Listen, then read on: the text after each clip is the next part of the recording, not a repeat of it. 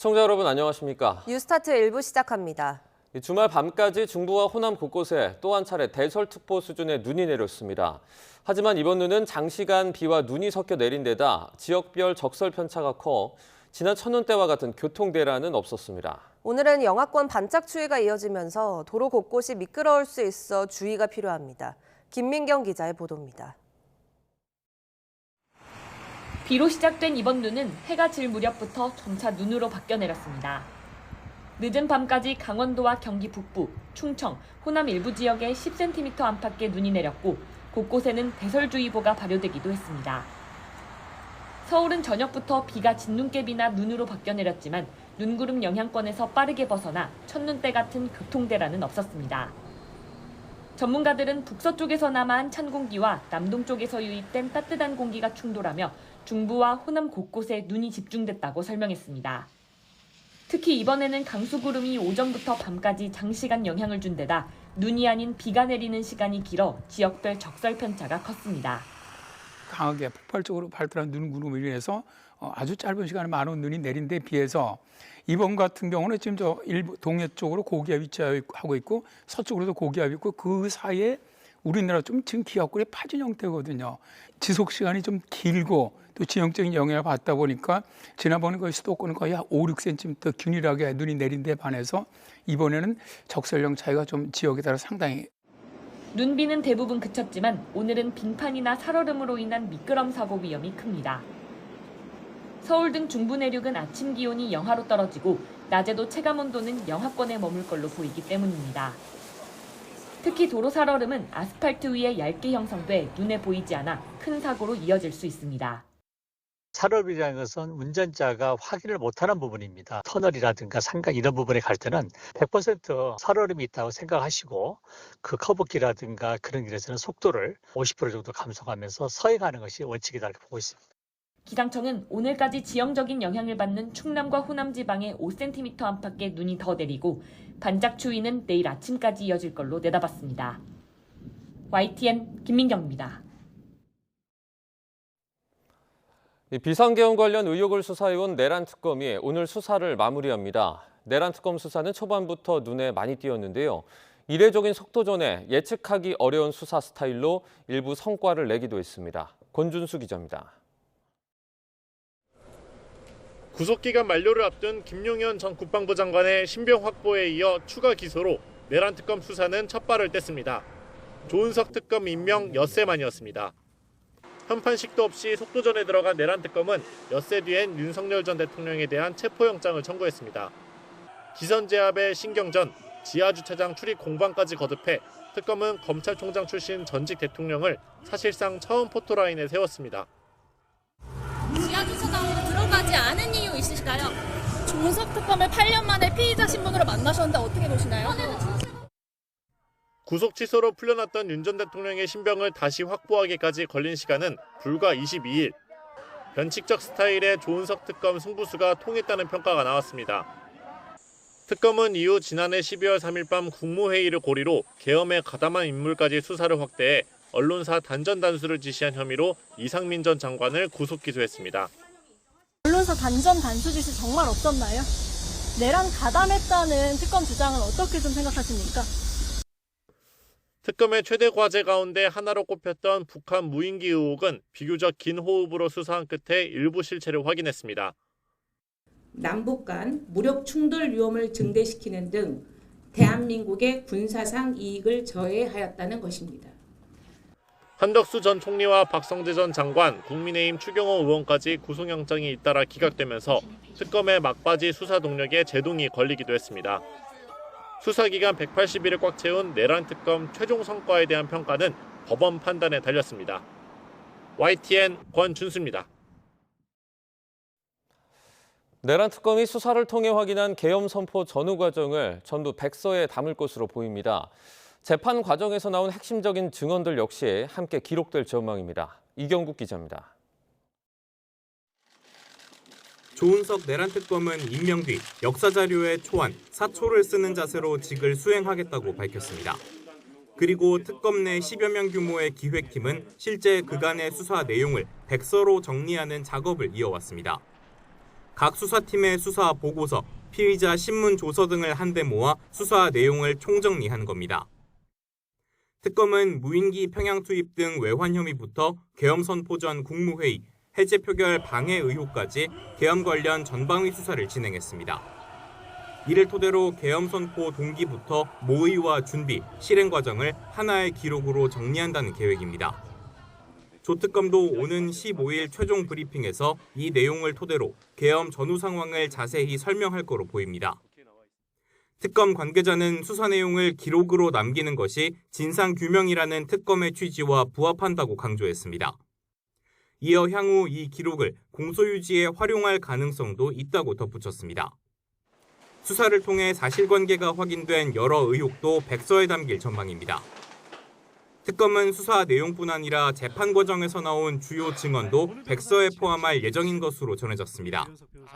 실제 윤석열 전 대통령 내란 재판에선 주요 증언들이 잇따라 나오고 있습니다. 한동훈이하고 일부 정치인들 일부 호명하시면서 당신 앞에 잡아오라 그랬습니다. 당신이 총으로 쏴서라도 죽이겠다고 했습니다. 그러면 실탄을 준비해라. 이렇게 이야기가 되었다고 하는데 맞습니까? 예. 개인당 10발씩 가지고 가라. 이렇게도 이야기하셨다는데 맞습니까? 예. 백서의 특검 수사 내용이 총망라될 예정인 가운데 향후 이 기록이 공개될지에도 큰 관심이 쏠릴 거로 관측됩니다. YTN 이경국입니다. 함께 출범한 3개 특검 가운데 마지막으로 남은 김건희 특별검사팀 수사는 오는 28일에 마무리됩니다. 남은 과제가 산적해 일부 의혹의 경우 다른 수사기관으로 넘길 수도 있다는 관측이 나오고 있습니다. 한동호 기자입니다. 김건희 특검 수사 종료는 오는 28일로 2주가 채 남지 않았습니다. 하지만 수사 범위가 16개 항목으로 방대한 만큼 여전히 수사가 진행 중인 의혹도 많습니다.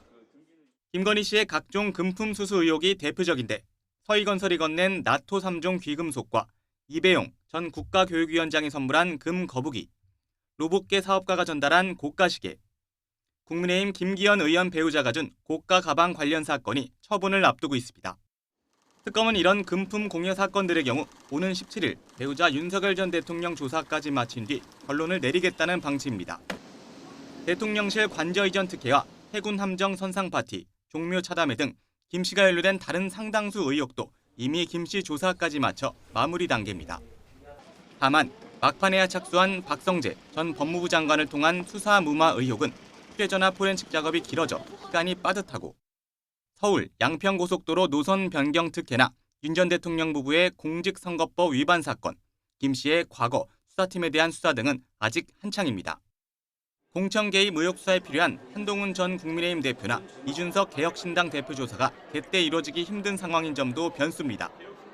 결국 특검 내부에서도 일부 사건은 경찰로 이첩하는 수순을 밟게 될 것으로 보고 있습니다. 김건희 특검이 수사를 마무리하고 최종 처분을 종합해 발표하는 건 오는 26일이나 29일 가운데 하루가 될 전망입니다. YTN 한동훈입니다. 통일교의 정치권 금품 지원 의혹을 폭로한 윤영호 전 통일교 세계본부장은 그런 말을 한 적이 없다고 돌연 입장을 바꿨습니다. 윤 전 본부장 진술이 결정적인 단서라는 점에서 경찰의 수사에도 적지 않은 영향을 미칠 것으로 보입니다. 조성호 기자입니다.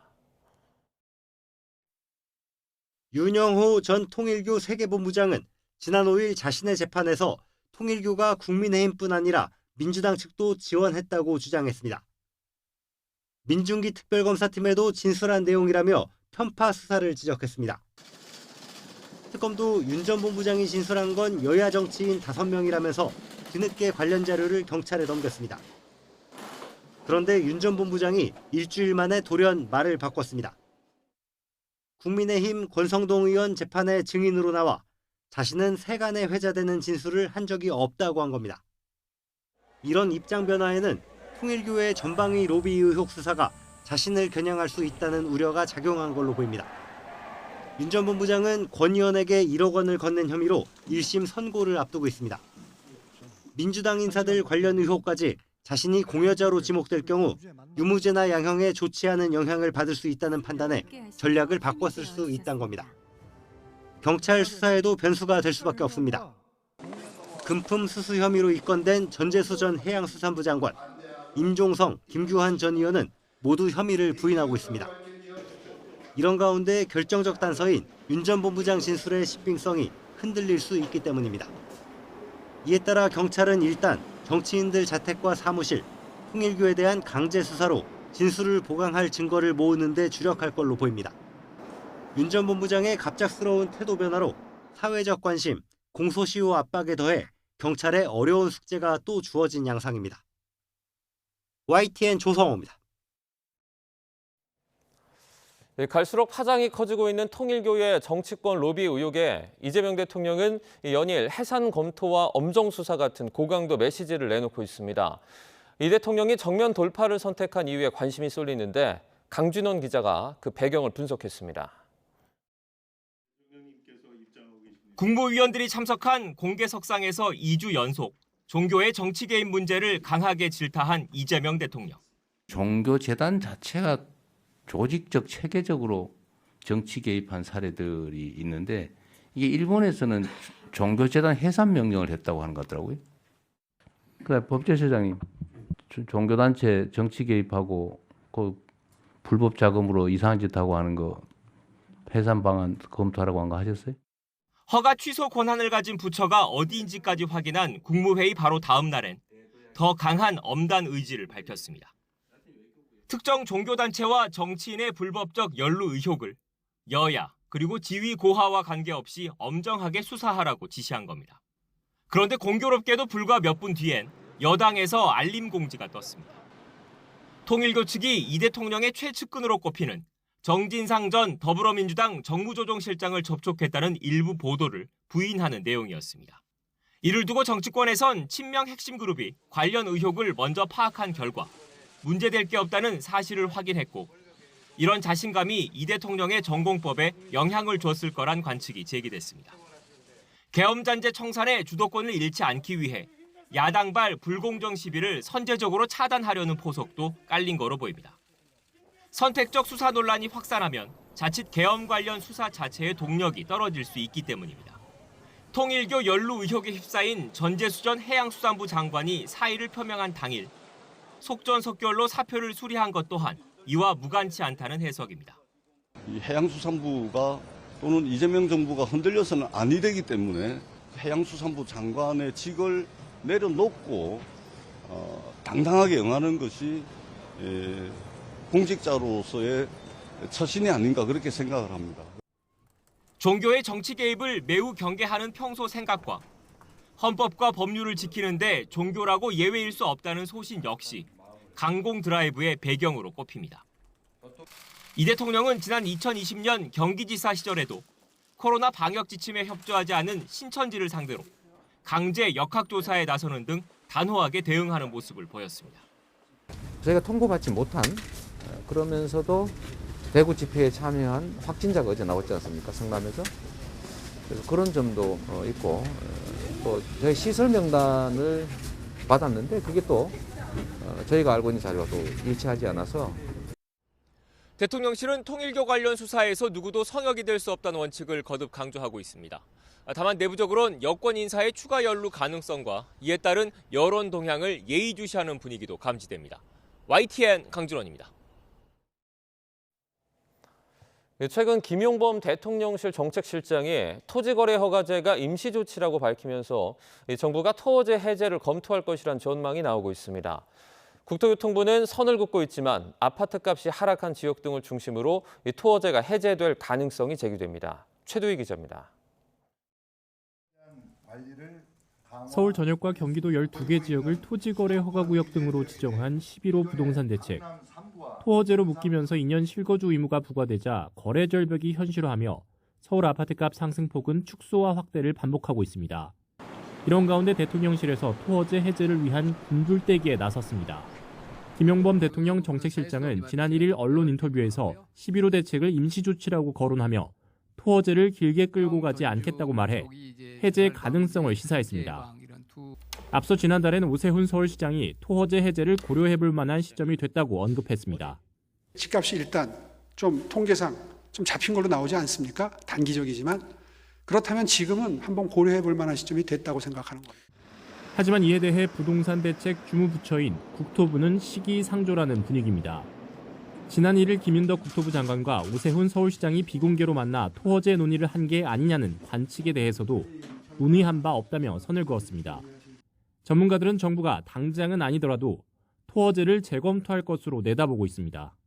처음부터 좀 무리하게 지정된 경우가 있고 그에 따른 또 부작용이 부각돼서 전체적인 시장이 오히려 불안해지는 이런 경우가 생기기 때문에 적절한 시점에 재검토해서 해제하는 것은 일정 부분 필요하다고.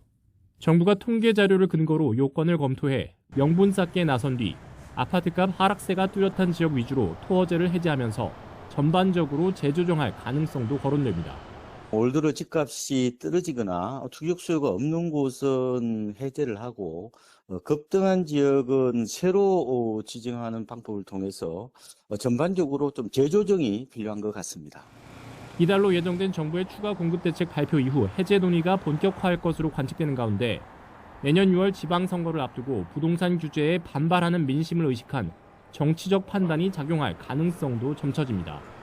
YTN 최두입니다. 대통령실 고위공직자의 평균 부동산 재산이 일반 국민 평균의 5배에 가까운 20억 원이 넘는다는 분석이 나왔습니다. 이들 가운데 다주택자는 29%에 달하는 것으로 집계됐는데 정부 부동산 정책에 대한 신뢰가 흔들릴 수 있다는 지적이 나오고 있습니다. 윤태인 기자입니다. 강유정 대통령실 대변인이 본인 명의의 경기 용인시 아파트와 더불어 배우자 명의 주택이라고 신고한 서울 서초구 아파트입니다. 전용 면적 112제곱미터인 이 주택은 지난 5일 기준 시세는 63억 원에 달합니다. 문진영 사회수석비서관의 서울 용산구 주택 시세는 32억 원을 넘었습니다.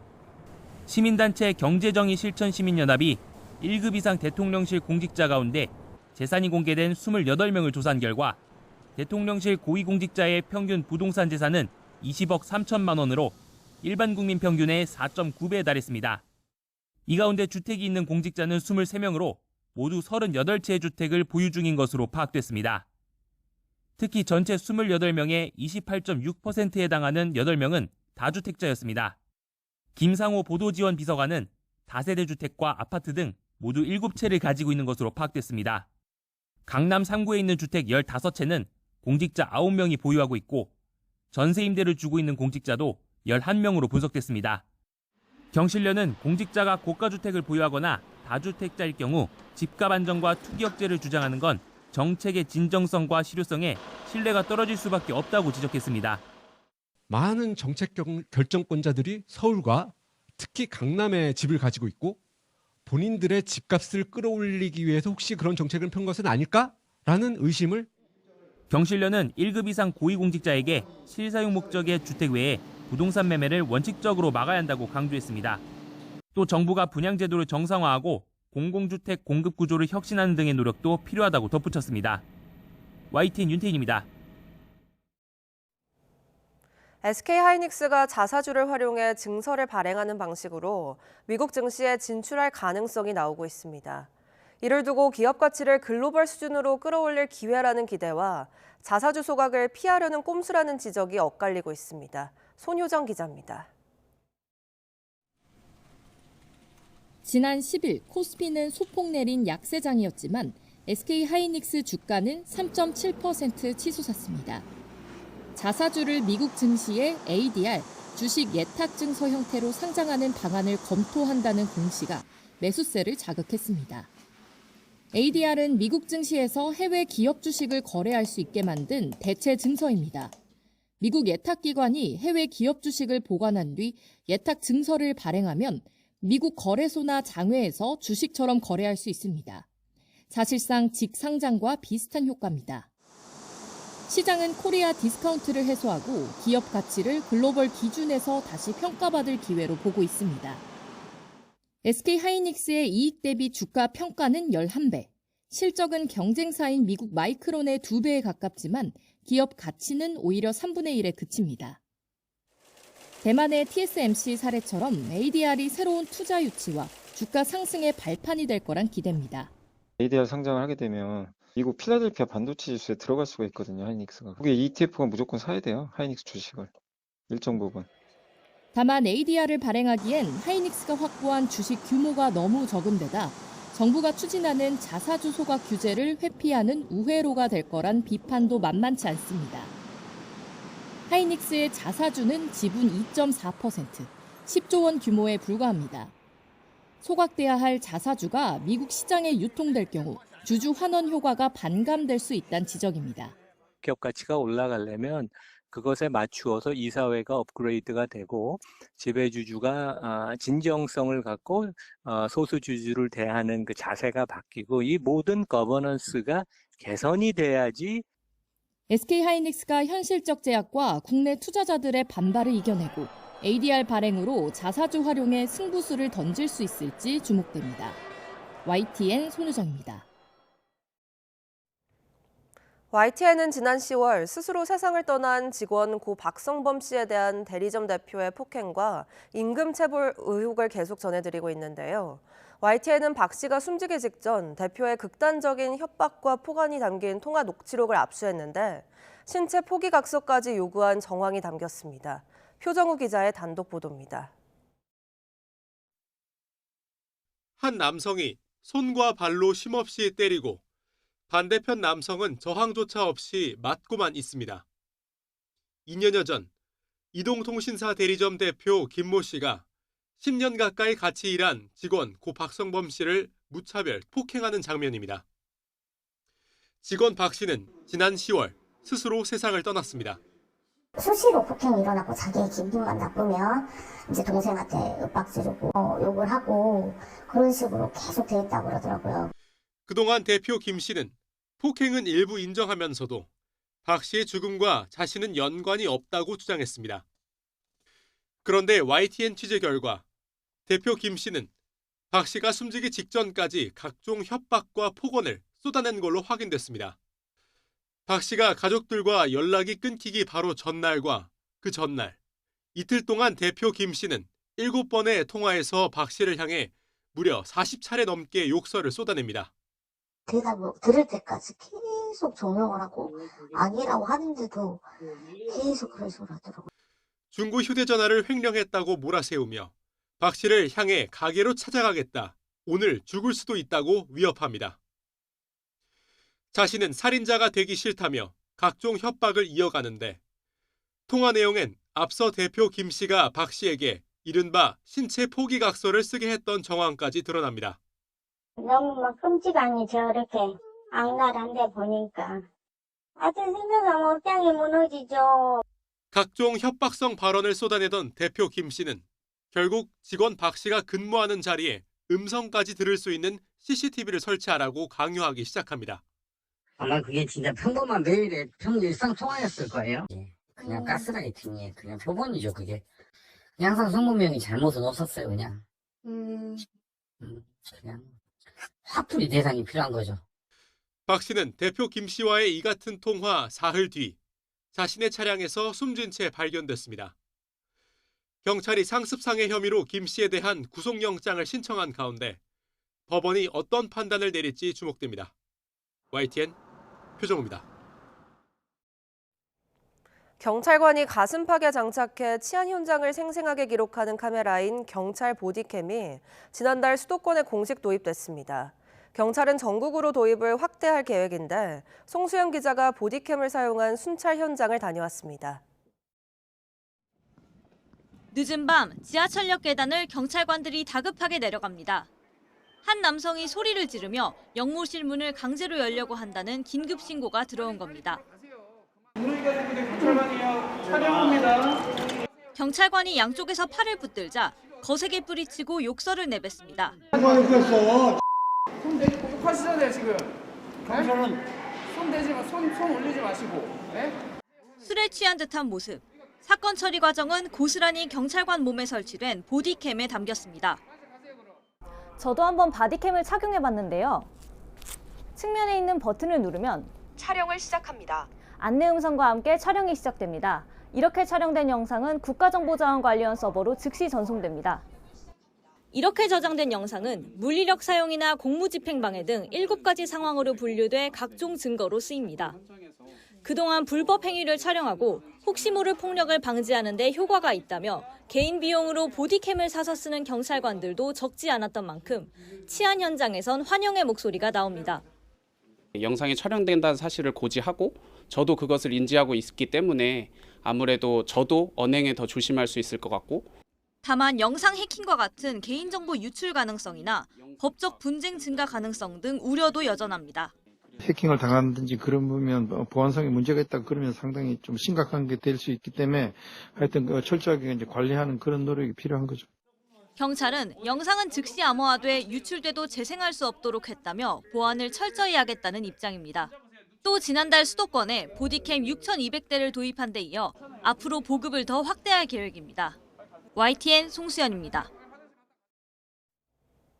정부가 과잉 진료를 부추긴다는 비판을 받아온 도수 치료를 건강보험 체계로 편입했습니다.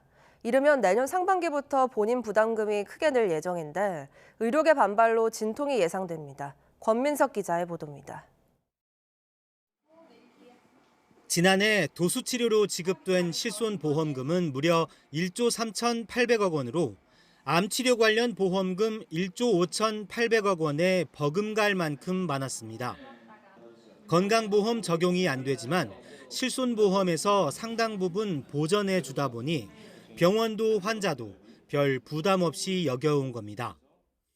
정부가 도수치료를 포함한 3개 항목을 건보 관리급여로 처음 지정한 건 이 때문입니다. 관리급여 지정에 따라 도수치료의 건보 부담은 5%, 본인 부담금은 95%로 대폭 강화됩니다.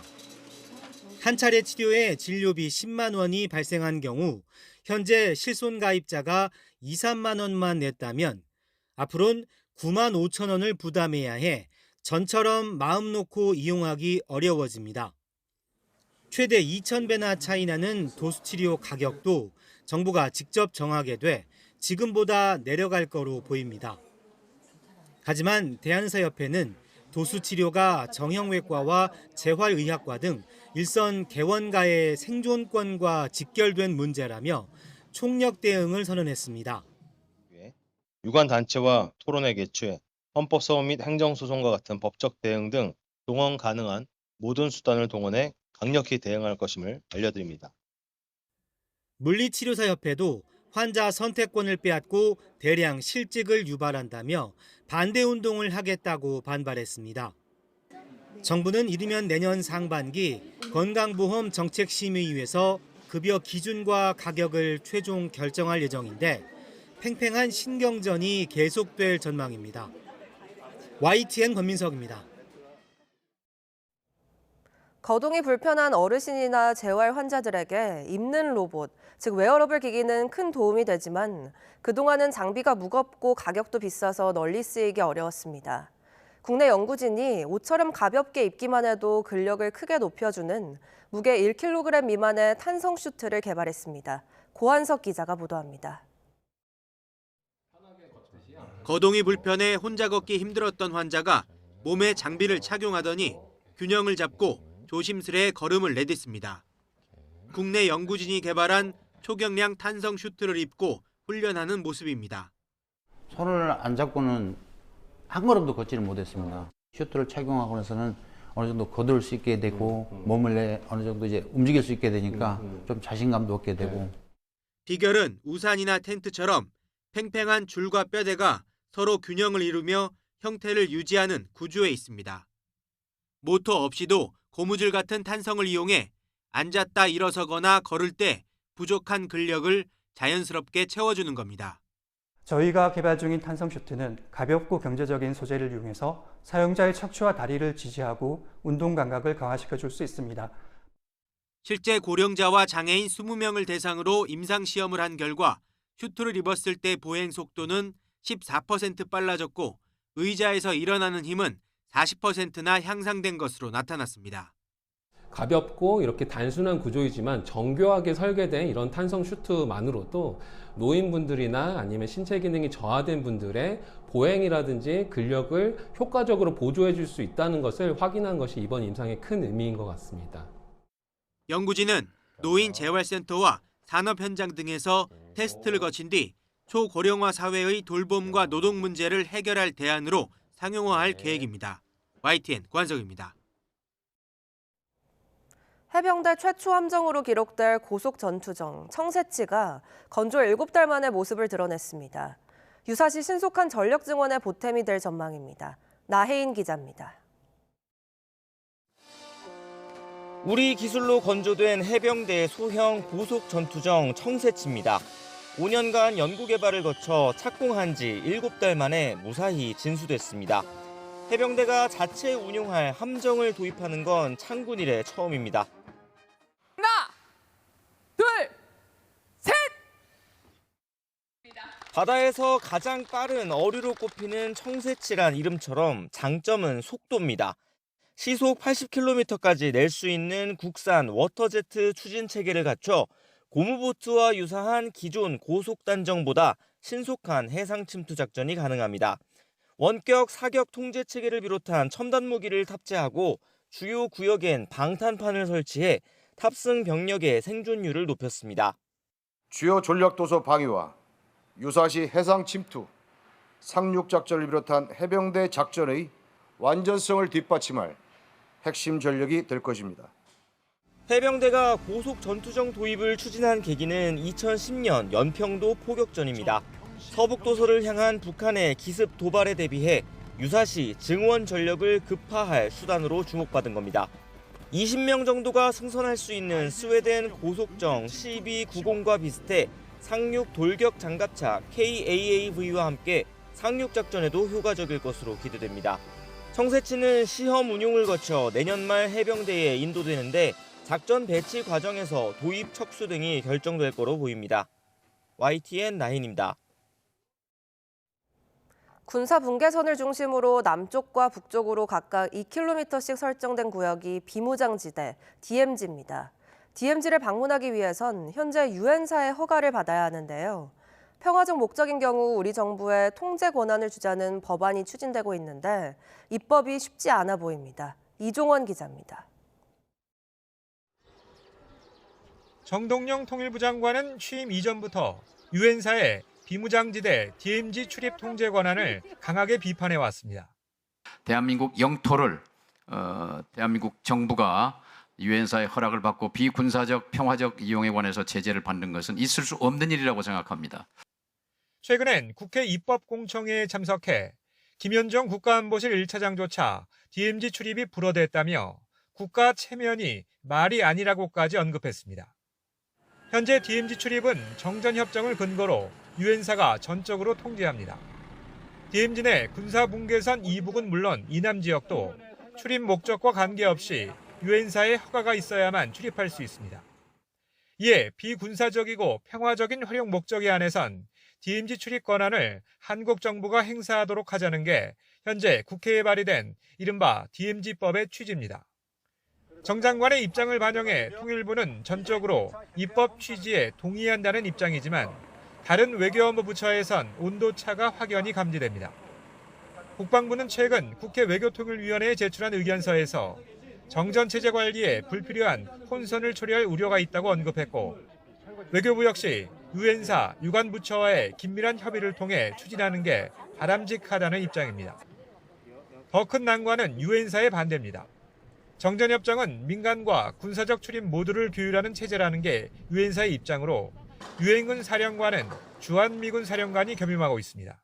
문제의식은 충분히 공감할 수 있다. 그러나 현실적으로 정전체제가 존재하고 한미 간의 충분한 협의가 없이 일방적으로 DMZ법이 추진될 경우에는 이게 한미 간의 갈등의 소지가 될 수가 있고 여권에선 DMZ법이 더불어민주당 의원들의 발의로 추진되고 있지만 정부 내 이견부터 조율하는 게 우선이라고 보고 있습니다.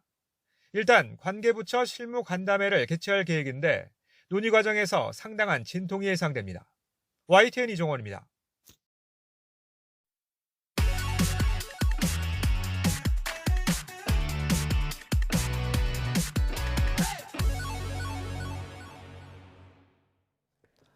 새로운 농업 기술이나 건강한 먹거리를 전해드리는 신농업 비즈니스 신농비 시간입니다.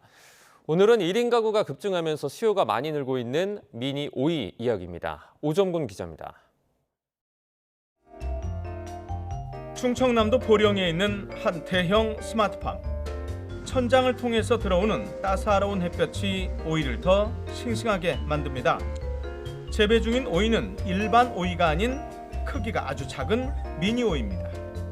물기가 적고요. 네. 그리고 담백합니다. 예, 그리고 껍질이 얇습니다. 예, 쓴맛이 덜해요. 그래요? 네.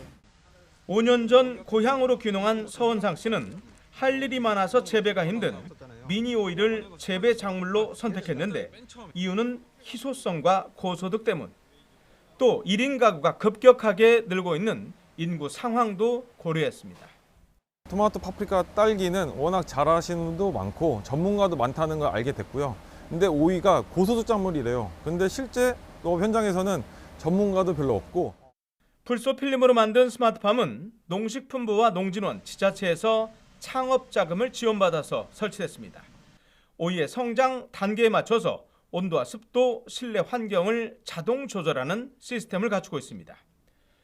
특히 이 농장에서는 다단식 스마트 육묘 시스템을 통해서 오이 모종을 직접 생산하고 있습니다.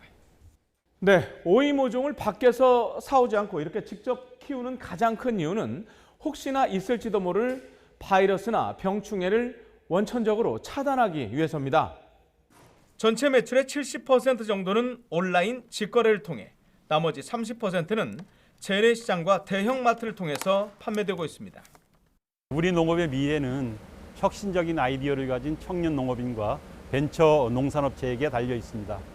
청년들이 대한민국 농업의 든든한 미래가 되도록 지원의 폭을 넓혀나가겠습니다. 현재 농진원은 해마다 엄격한 심사를 통해서 450여 개 벤처 창업 농산업체에 310억 원가량을 지원하고 있습니다. YTN 오점곤입니다.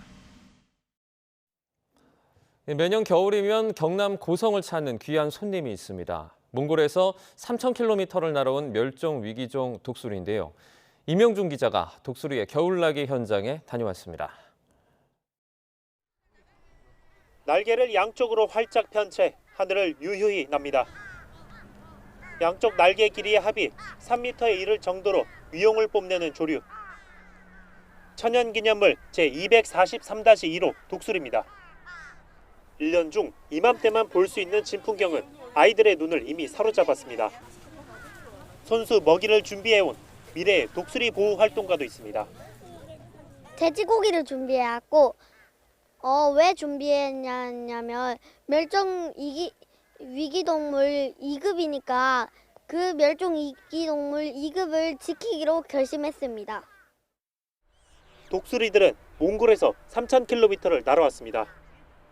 몽골의 혹한을 피해 지난 10월 말부터 따뜻한 남쪽에서 겨울을 지내기 위해서입니다. 올겨울 경남 고성을 찾은 독수리는 모두 500여 마리. 멸종 위기종 독수리를 지키기 위해 활동가들이 일주일에 3번 정도 먹이를 주는 등 개체 보호에 신경 쓰는 만큼 독수리들은 끼니 걱정이 없습니다. 우리가 잘 돌보지 않으면 우리가 혹시나 이제 뒤에 친구들이 어린 친구들이 못 볼 수도 있는 거거든요. 종을 복원하기는 몇십 년이 걸립니다. 이미 지역의 명물로 자리 잡은 독수리. 최근 독수리 생태축제도 개최한 지자체는 내년 2월까지 독수리 생태체험 프로그램도 이어나갈 계획입니다.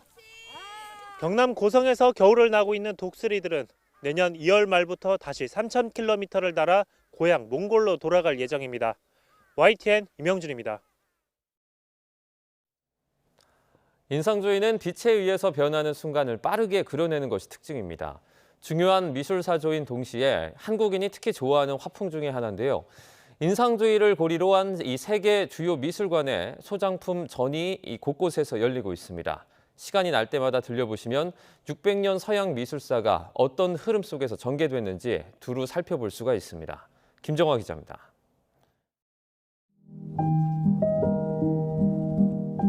온화한 색채와 부드러운 붓질로 순간의 온기를 담아낸 르누아르.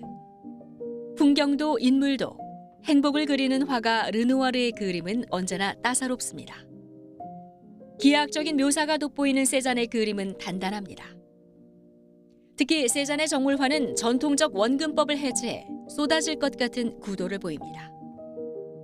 르누아르의 풍경은 시시각각 변화하는 빛을 빠르게 포착했고 바람과 분위기를 담고 싶어 했다면 반면 세잔은 단단한 본질을 그려내고 싶어 했어요. 자연 속에서도 흔들리지 않는 본질을 원뿔과 원통과 구로 환원해서 표현하고 싶어 했습니다. 예술의 전당이 프랑스 오랑주리 오르세 미술관의 소장품으로 꾸민 이번 전시는 인상주의에서 출발한 두 화가의 각기 다른 그림 여정을 비교해 관람하는 재미가 있습니다.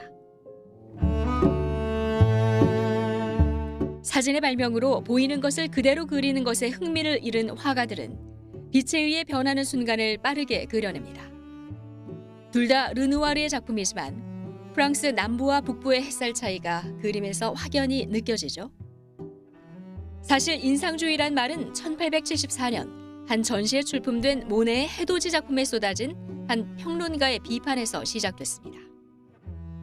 한 비평가가 이것을 보고 이건 그냥 인상일 뿐이지 않느냐. 우리 집의 벽지도 이거보다는 더 잘 그렸겠다라는 말을 해서 바로 이 혹평에서 아이러니하게도 인상주의라는 용어가 탄생했습니다. 웃음거리였던 이 전시는 이후 세계미술사의 흐름을 바꾼 분기점이 됐습니다. 국립중앙박물관은 인상주의를 기점으로 화가들의 주관과 개성이 더해지면서 발전한 서양 미술사를 조금 더 구체적으로 볼 수 있게 꾸몄습니다. 폴 세잔이나 반 고흐와 같이 아주 개성적인 화가들의 움직임에 의해서 후기 인상주의로 이어졌고요. 그리고 그 이후로는 보다 감각적인 색감을 추구했던 20세기 초의 야수파로 이어지는 과정을 이번 전시를 통해서 볼 수 있습니다. 미국 메트로폴리탄 미술관 소장품으로 구성된 이번 전시는 인상주의부터 초기 모더니즘까지 흐름을 한 수집가의 안목으로 풀어냈습니다. 세종문화회관에서는 올해 100년을 맞은 샌디에이고 미술관 소장품으로 인상주의를 공부할 수 있습니다. 르네상스부터 바로크와 로코코, 인상주의를 거쳐 모더니즘까지 600년의 방대한 서양 미술 역사를 압축적으로 살펴볼 수 있는 전시입니다. The exhibition covers several hundred years of Western art. It's an art that makes you feel like it's timeless and universal and not just of that particular moment in which it was made. And I think that's something we can share. 서양 미술사에서 가장 신비로운 작가 중 한 명인 보스부터 스페인을 대표하는 낭만주의 화가 고야, 비운의 천재 화가 모딜리아니까지 서양 미술의 별 60인의 대표작을 모았습니다. 쟁쟁한 서구미술관의 소장품으로 구성된 전시를 두루 돌아보면 인상주의 화가들이 빛으로 변화시킨 세계 미술사를 체계적으로 이해할 수 있습니다. YTN 김정아입니다. 오스트리아에서 광부들의 고된 삶을 현대적인 감각으로 재해석한 공연이 무대에 올랐습니다. 한국과 오스트리아의 무용단이 두 나라 광부의 삶을 모티브로 공동 창작한 무용극을 선보인 건데요. 이 양국 청년 무용수들은 사라져가는 직업에 대한 기억을 예술로 남겨 삶의 의미를 되돌아보자는 메시지를 전했습니다. 여명진 리포터가 전해드립니다. 짙은 안개와 어둠이 내려앉은 무대. 마스크를 쓴 무용수들이 절박하고 처절하게 몸부림칩니다. 곡괭이를 내리치는 동작과 소리, 무언가를 끌고 밀어 올리는 움직임. 탄광 속에서 하루하루를 버텨온 광부의 모습을 무용으로 그려낸 겁니다. This was amazing. I've had the privilege of going into mines, and I thought the storytelling was fantastic. 한국 탄광과 오스트리아 소금광산을 배경으로 한 공동 창작 무용극 춤추는 광부들입니다. 서울 초연 이후 다시 무대에 오른 이 작품은 한국과 오스트리아 예술가들이 국제문화교류 활동 차원에서 기획됐습니다. 두 조부 모두 광부 출신인 강원도 태백태생 홍지유 안무가가 실제 광부들을 직접 만난 뒤 이야기를 만들어 더 특별한 공연입니다. 어둡고 위험한 이 탄광 속에서, 광산 속에서 왜 일을 하느냐, 뭐 가족들을 위해서, 내가 내 딸을 키우기 위해서, 내 아들을 키우기 위해서, 그런 부분이 굉장히 많았거든요. 특히 이 작품은 광산 산업이 쇠퇴하면서 사라져가는 광부라는 직업에 대한 기억을 예술적으로 기록하고 존중한다는 데 의미가 있습니다. 지금 이제 많은 탄광들이 한국에서 문을 닫아가지고 이제 광산이 다 없어지는데 이 작품은 오래오래 영원하도록 저희가 많이 노력을 해보려고 합니다. 한국의 역사잖아요, 광부들이. 네. 고된 삶을 견뎌낸 광부들의 이야기를 무용으로 풀어낸 춤추는 광부들. 사라져가는 광부의 기억을 통해 우리가 살아가는 일상의 의미를 되돌아보게 합니다. 오스트리아 인스부르크에서 YTN 월드 여명진입니다. 우리나라가 오는 2028년 해양 분야 최대 규모의 국제회의이자 국제정상급 행사인 UN 해양총회 유치에 성공했습니다. 하지만 트럼프 행정부가 반대표를 던진 데다 남중국해 문제 등 미중 갈등 사안을 중재해야 하는 등 부담과 과제가 만만치 않을 전망입니다. 뉴욕에서 이승윤 특파원입니다. UN 193개국 15,000여 명이 참석하는 해양 분야 최대 규모의 국가 정상급 국제회의로 3년마다 열려 해양 올림픽으로 일컬어지는 UN 해양총회. 지난 9일 UN 총회에서 우리나라는 2028년 6월 차기 UN 해양총회 유치에 성공했습니다. In favor 169, against 2, abstentions 0. Draft resolution A/80/L14 is adopted. 선진국과 신흥국이 공동 개최하는 관례에 따라 한국과 칠레가 공동 주최국으로 선정됐고 칠레는 오는 2027년 사전 고위급 행사를 개최합니다. Chile is honored to co-present alongside the Republic of Korea the resolution that will convene the 4th UN Oceans Conference that will take place in June 2028. 프랑스에서 열린 3차 UN 해양 총회엔 정상급 지도자만 55명이 참석했고 대규모 행사가 열려 경제적 파급 효과가 컸습니다.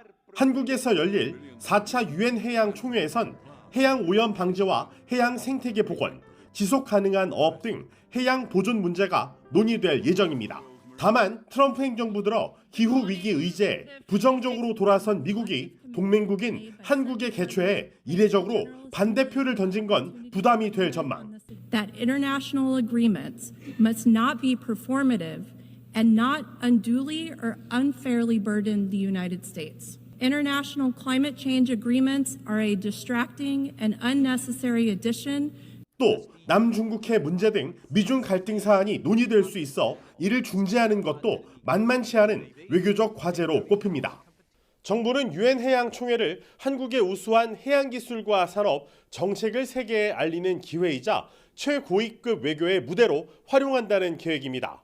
뉴욕에서 YTN 이승윤입니다. 이스라엘이 팔레스타인 무장 조직 하마스 2인자가 탄 차량을 공습하는 영상을 공개했습니다. 지난 10월 휴전 이후 하마스의 최고위급 인사가 사망한 것입니다. 신웅진 기자의 보도입니다. 이스라엘군이 제공한 화면입니다. 행렬의 마지막 차량을 미사일로 타격합니다. 이스라엘 당국은 이 공격으로 하마스 증원사령관인 라이드 사이드를 제거했다고 발표했습니다. 베냐민 네타냐후 총리는 최근 가자 지구에서 하마스가 설치한 급조 폭탄물로 이스라엘군 2명이 다친 데 대한 보복 조치라는 성명을 냈습니다. 사망한 라이드 사이드는 하마스에서 무기 제조를 담당하는 최고위 간부로 2023년 10월 7일 이스라엘 공격을 주도한 인물 중 하나입니다. 하마스 소식통에 따르면 사이드는 이즈 엘딘 알 하다드에 이어 조직의 2인자로 꼽힙니다. 지난 10월 10일 휴전 이후 가장 고위급 인사가 숨진 것입니다. 팔레스타인 측은 가자지구 서부의 한 로터리 부근에서 지프 차량이 공격받아 5명이 사망하고 수십 명이 부상했다고 밝혔습니다. تم إبلاغنا من غرفة العمليات وجود قصف في منطقة النابلسي، تم الحضور إلى منطقة النابلسي، تم انتشال 3 إصابات من طرفنا، وزارة الصحة تم انتشال برضه أيضا إصابة. 하마스는 사이드의 사망을 공식 확인하지는 않았습니다. 다만 가자 외곽에서 민간 차량이 공격을 받았으며 이는 휴전협정 위반이라고 주장했습니다. YTN 신웅진입니다.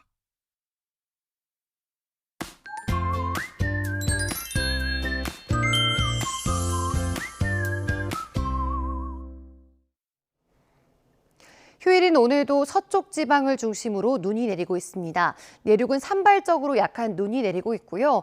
오늘도 많은 눈이 예상되는 제주 산간에는 대설주의보가 내려져 있습니다. 충청 지역은 오늘 오전에 눈이 대부분 그치겠지만 호남과 제주도는 밤까지 눈이 내렸다 그치기를 반복하겠습니다.